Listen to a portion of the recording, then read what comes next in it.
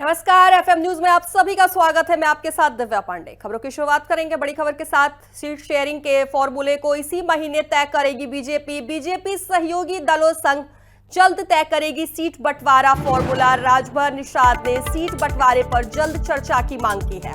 तो वहीं ओम प्रकाश राजभर ने बीजेपी अध्यक्ष नितिन नवीन से मुलाकात की है। महीने के अंत तक सीट शेयरिंग पर बातचीत शुरू होगी। बीजेपी की नई टीम जल्द चुनावी तैयारी तेज। तो वहीं विधानसभा चुनाव के लिए साझा रोड मैप बनाएगी बीजेपी। नई प्रदेश टीम में 50% नए चेहरों को मौका भी मिलेगा। सहयोगियों के साथ चुनावी रणनीति पर जल्द होगी बैठक। चौधरी इसी हफ्ते अपनी नई टीम की घोषणा भी कर देंगे। बताएं आपको, जहां सीट शेयरिंग के फॉर्मूले को इसी महीने तय करेगी बीजेपी। बीजेपी सहयोगी दलों संग जल्द तय करेगी सीट बंटवारा फॉर्मूला। राजभर निषाद ने सीट बंटवारे पर जल्द चर्चा की मांग की है। ओम प्रकाश राजभर ने बीजेपी अध्यक्ष नितिन नवीन से मुलाकात भी की है। महीने के अंत तक सीट शेयरिंग पर बातचीत भी शुरू होगी। वहीं बीजेपी की नई टीम जल्द तैयार हो जाएगी चुनाव को लेकर। तो वहीं आपको बताया, सीट शेयरिंग के फॉर्मूले को इसी महीने बीजेपी तय कर लेगी।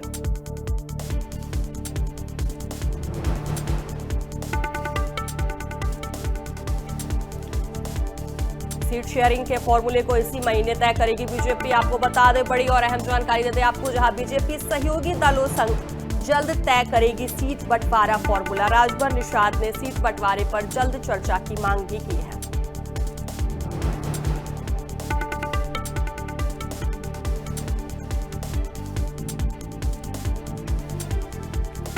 आपको जहां सीट शेयरिंग के फॉर्मूले को इसी महीने बीजेपी तय करने वाली है। बीजेपी सहयोगी दलों संग जल्द तय करेगी सीट बंटवारा फॉर्मूला। तो बता दें साथ ही आपको, ओपी राजभर, संजय निषाद ने सीट बंटवारे पर जल्द चर्चा की मांग की है। आपको बताया, जहां ओपी राजभर और संजय निषाद द्वारा जल्द ही मांग की गई है कि जल्द ही सीट बंटवारे को लेकर चर्चा की जाए। साथ ही ओम प्रकाश राजभर ने बीजेपी अध्यक्ष नितिन नवीन से मुलाकात भी की है। बड़ी बात बता दें आपको, जहां ओम प्रकाश राजभर ने बीजेपी अध्यक्ष नितिन नवीन से मुलाकात की है। महीने के अंत तक सीट शेयरिंग पर बातचीत भी शुरू हो जाएगी। बीजेपी की नई टीम जल्द तैयार हो जाएगी चुनावी। बता दें आपको, 2027 विधानसभा चुनाव होना है। ऐसे में सीट शेयरिंग के फॉर्मूले को इसी महीने तय करने वाली है बीजेपी।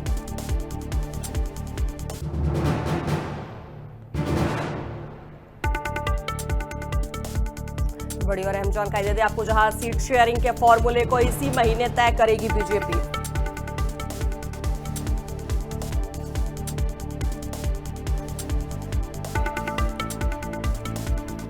बीजेपी सहयोगी दलों संग जल्द तय करेगी सीट बंटवारा फॉर्मूला। तो वहीं आपको बता दें, ओपी राजभर, ओम प्रकाश राजभर और संजय निषाद ने सीट बंटवारे पर जल्द चर्चा की मांग की है। साथ ही बीजेपी अध्यक्ष नितिन नवीन से मुलाकात भी की। आपको बता दें, ओम प्रकाश राजभर ने सीट शेयरिंग के फॉर्मूले को इसी महीने तय कर सकती है बीजेपी। बता दें आपको, बीजेपी सहयोगी दलों संग जल्द तय करेगी सीट बंटवारा फॉर्मूला।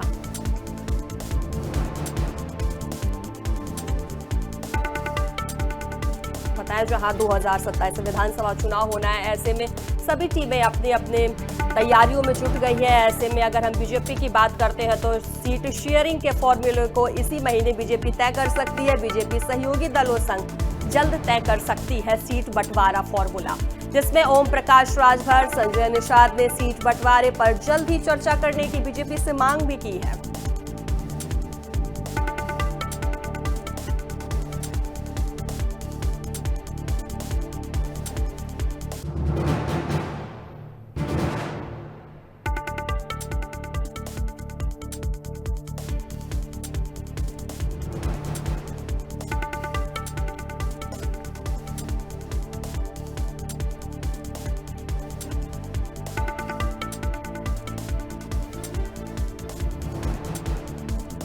तो एक और विस्तार से जानकारी देने के लिए स्टेट हेड विजय त्रिपाठी हमारे साथ लाइव जुड़ गए हैं। आप विजय जी, सीट शेयरिंग के फॉर्मूले को इसी महीने बीजेपी कहीं ना कहीं तय करने वाली है, क्या कुछ जानकारी आपके पास? देखिए, सबसे बड़ी बात है कि दिल्ली में जो भारत मंडपम के बीच में बैठक हुई थी, उसमें तमाम जो राज्यों के मुख्यमंत्री पहुंचे थे, उसमें घटक दलों को भी बुलाया गया था। तो उत्तर प्रदेश से जो राजनीतिक संगठन करता है, तमाम जो उनके सहयोगी दल हैं एनडीए के, वो भी वहां पहुंचे थे और उन्होंने एक बात निकल कर आई है सामने कि उन्होंने कहा है कि जल्द से जल्द अगर भाजपा चुनाव कराना चाहती है, जो कि सूत्रों का दावा है कि नवंबर और दिसंबर के बीच में हो सकते हैं, तो सीट शेयरिंग का फार्मूला भी जल्द से जल्द शुरू हो जाना चाहिए। ये ओम प्रकाश राजभर जो सुभाषपा प्रमुख हैं और डॉक्टर संजय निषाद जो निषाद राज पार्टी के चीफ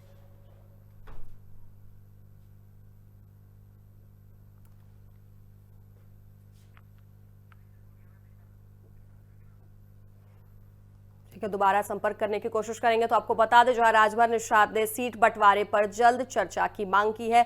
ओम प्रकाश राजभर ने बीजेपी अध्यक्ष नितिन नवीन से मुलाकात भी की है। आपको बता दें, ओम प्रकाश राजभर ने बीजेपी अध्यक्ष से मुलाकात की है, नितिन नवीन से मुलाकात की है। सीट बंटवारे को लेकर मुलाकात की गई है क्योंकि 2027 में विधानसभा चुनाव होना है। ऐसे में नवंबर दिसंबर तक सीट, आपको बता दें, फाइनल हो जाएगा कि इसको कितनी सीटें मिली हैं। तो ऐसे में 1 महीने के अंदर ही सीट बंटवारे को लेकर बात की जाएगी, चर्चा की जाएगी। ऐसे में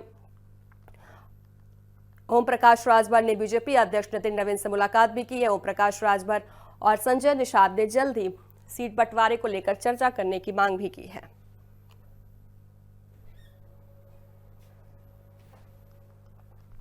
तो वही बीजेपी सहयोगी दलों संग जल्द तय करेगी सीट बंटवारा फॉर्मूला। तो बड़ी जानकारी देते, जहां सीट शेयरिंग के फॉर्मूले को इसी महीने तय करेगी बीजेपी।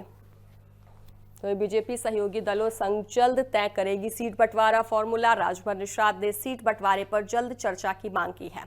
वहीं ओम प्रकाश राजभर ने बीजेपी अध्यक्ष नितिन नवीन से मुलाकात की है। महीने के अंत तक सीट शेयरिंग पर बातचीत शुरू होगी। बीजेपी की नई टीम जल्द चुनाव के लिए तैयार है। आपको बता दें, विधानसभा चुनाव के लिए साझा रोड मैप भी बनाएगी बीजेपी।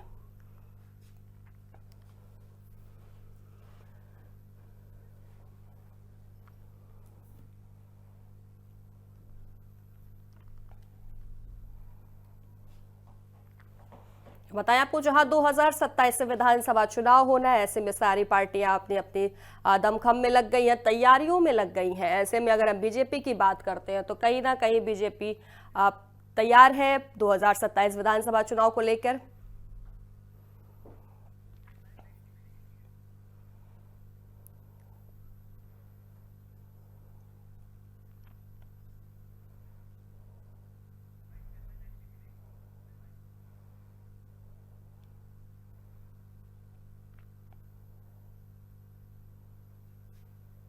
तो खबरों में आगे बढ़ेंगे। राष्ट्रपति द्रौपदी मुर्मू का 2 दिवसीय उत्तराखंड दौरा। आज उत्तराखंड आएंगे राष्ट्रपति द्रौपदी मुर्मू। अत्याधुनिक राष्ट्रपति उद्यान का करेंगे निरीक्षण। कल आईएमए की पासिंग आउट परेड में शामिल होंगी बतौर मुख्य अतिथि। राष्ट्रपति के दौरे को लेकर प्रशासन पूरी तरह से अलर्ट मोड पर है। तो बताया आपको, जहां राष्ट्रपति द्रौपदी मुर्मू उत्तराखंड आ रही है, ऐसे में राष्ट्रपति के दौरे को लेकर प्रशासन पूरी तरह से अलर्ट मोड पर है। राष्ट्रपति द्रौपदी मुर्मू का 2 दिवसीय उत्तराखंड दौरा माना जा रहा है। आज उत्तराखंड आएंगी राष्ट्रपति द्रौपदी मुर्मू। अत्याधुनिक राष्ट्रपति उद्यान का निरीक्षण भी करेंगे। साथ ही आपको बता दें, कल आईएमए की पासिंग आउट परेड में भी बतौर मुख्य अतिथि के रूप में शामिल होंगी। तो ये राष्ट्रपति के दौरे को लेकर प्रशासन पूरी तरह से अलर्ट मोड पर है।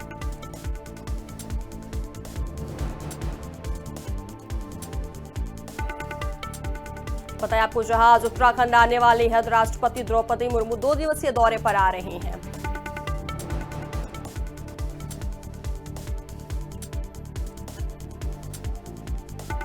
और विस्तार से जानकारी देने के लिए हमारे साथ संवाददाता वरुण वशिष्ठ जुड़ गए हैं। वरुण, आज 2 दिवसीय दौरे पर राष्ट्रपति द्रौपदी मुर्मू उत्तराखंड आ रही हैं, क्या कुछ जानकारी आपके पास?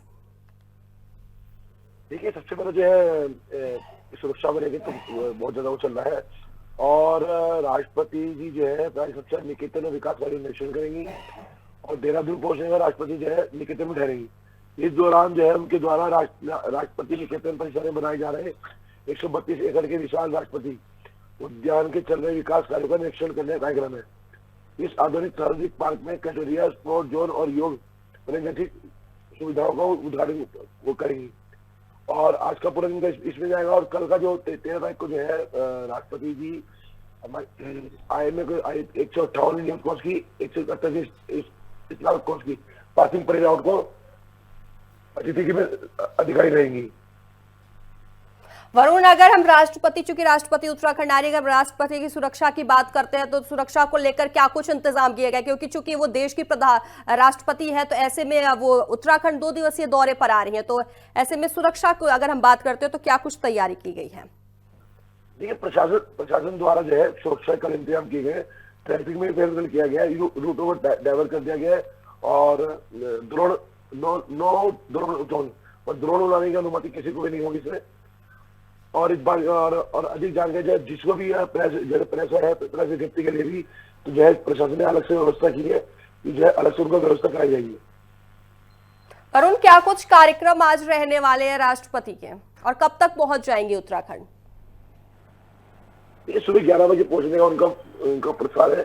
सबसे पहले जो है वो 132 करोड़ के विशाल राष्ट्रीय उद्यान के जो विकास कार्य चल रहे हैं उनका उद्घाटन करेंगे आज वो, और फिर जो उसका जो वो राष्ट्रपति निकेतन में विश्राम करेंगे, और उसके बाद जो कल 13 जून को जो है वो IMA परेड को संबोधित करेंगे, और दीक्षांत जितने भी उनको पदक इस पर दी जाएगी। ठीक है, विस्तार से जानकारी देने के लिए वरुण आपका धन्यवाद। तो खबरों में आगे बढ़ेंगे, जहां पंजाब में तेज तूफान और बारिश से बदला मौसम, बारिश होने से लोगों को मिली भीषण गर्मी से राहत।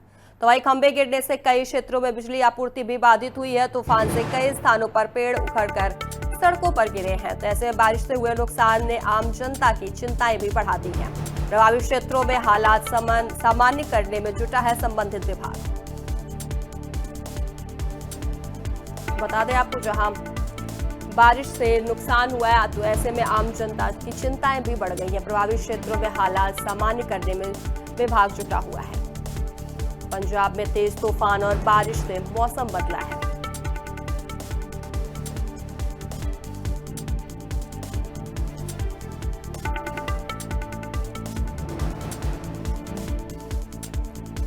तो बड़ी और अहम जानकारी दें आपको, जहां पंजाब में तेज तूफान और बारिश में मौसम बदल गया है। बारिश होने से लोगों को भीषण गर्मी से राहत मिली है। आपको बता दें, कहीं ना कहीं आजकल पूरे देश में गर्मी बढ़ी हुई है। ऐसे में 40-45 डिग्री आज के समय में आम हो गया है गर्मी। तो ऐसे में बारिश हुई है, तूफान हुआ है, तो लोगों को इससे राहत मिली है, लोगों के चेहरे पे मुस्कान आ गई है।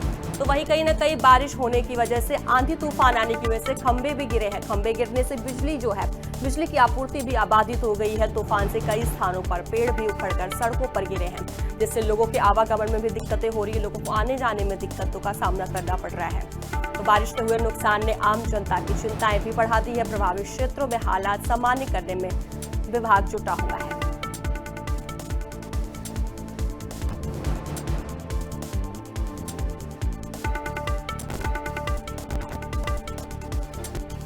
पंजाब में तेज तूफान और बारिश से मौसम बदल गया है। आपको बता दें, बारिश होने से लोगों को भीषण गर्मी से राहत मिली है।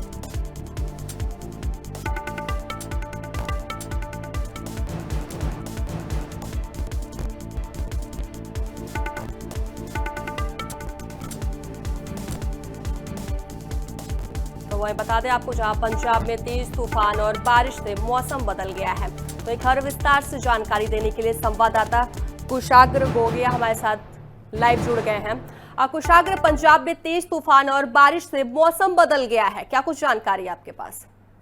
जी देखिए, पिछले काफ़ी लंबे समय से पूरे पंजाब भर में काफ़ी तेज गर्मी पड़ रही थी, जिसके कारण लू चल रही थी और कई लोग परेशान भी हो रहे थे। इसके अलावा वहीं पर पंजाब सरकार के द्वारा जो सरकारी कार्यालय है या सरकारी जो दफ्तर है, उसका टाइम भी चेंज कर दिया गया था। टाइम इन्होंने सुबह 7:30 बजे से लेकर दोपहर के 1:30 बजे कर दिया था, यानी 1:30 का कर दिया था, जिसके भीतर ही सरकारी कार्यालयों में काम होंगे। इसके अलावा वहीं पर किसानों के ऊपर भी काफ़ी इसका कहर देखने को मिल रहा था, क्योंकि जहाँ पर किसानों ने तपती धूप में जब खेतों में काम करना होता था, तो वहीं कहीं ना कहीं उनको भी चिंता सताती थी बार बार कि उनके लिए अभी ये काम काफ़ी मुश्किल हो जाएगा। और वहीं पर अन्य जो स्टूडेंट्स हैं, उनकी तो अभी हालांकि छुट्टियां चल रही हैं स्कूल में, तो काफ़ी आम जनता परेशान देखने को मिल रही थी इस कड़ी गर्मी के कारण। अब वहीं जब मौसम विभाग के द्वारा जब ये अलर्ट दिया गया पिछले कुछ दिनों के भीतर कि तेज तूफान और जो आंधी है, इसके अलावा बारिश है, वो आने की पूरी संभावना है पूरे पंजाब भर में। तो वहीं पर जहां आम जनता को कहीं ना कहीं सुकून भरी राहत देखने को मिली है, तो उधर दूसरी तरफ किसानों की चिंता इसलिए भी बढ़ गई है क्योंकि उनके द्वारा जो खेती है वो शुरू कर दी गई थी, जिसके भीतर अब उनको शायद नुकसान भी झेलने को मिल सकता है, क्योंकि आने वाले समय में मानसून शुरू होने वाला है, जिसके भीतर खासकर बात अगर पटियाला की करें तो पटियाला में भी जो बाढ़ है वो आने के काफी चांसेस बढ़ जाते हैं जब जब मानसून नेड़े आता है। तो पूरे पटियाला के निवासी हैं जो कहीं ना कहीं डरे हुए दिखाई देते हैं, क्योंकि सबसे ज्यादा जो मार है बाढ़ की वो पटियाला को पड़ती है। इसके अलावा वहीं पर जो बिजली के खंभे हैं वो गिरने से अलग अलग जिलों में जो बिजली का जो सप्लाई है वो भी काफी प्रभावित हुई है। पिछले दिनों में भी जो पेड़ गिरने से, या कह सकते हैं कि आंधी तूफान आने के कारण जो पेड़ गिरे थे उनके द्वारा काफी एक्सीडेंट हुए थे। एक्सीडेंट होने के बाद काफी लोग चिंतित भी दिखाई दे रहे थे। जी बिल्कुल कुशाक, कहीं ना कहीं बारिश होने से लोगों को भीषण गर्मी से राहत मिली है, लेकिन कहीं ना कहीं माना जाए कि खंभे गिरने से क्षेत्रों में बिजली की आपूर्ति हुई है, बिजली ना आने से लोगों को दिक्कतों का सामना करना पड़ रहा है।